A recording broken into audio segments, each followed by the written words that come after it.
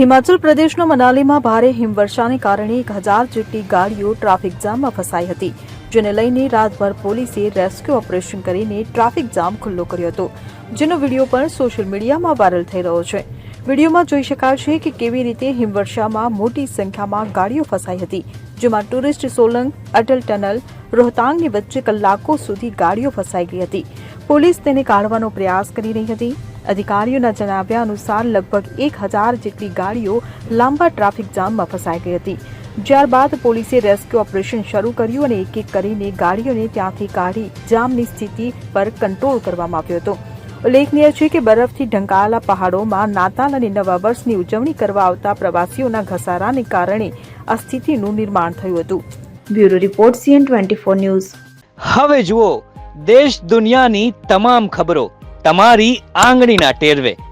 ઉઠાવો મોબાઈલ અને Google Play Store પરથી ડાઉનલોડ કરો અમારી CN24 ન્યૂઝ મોબાઈલ એપ।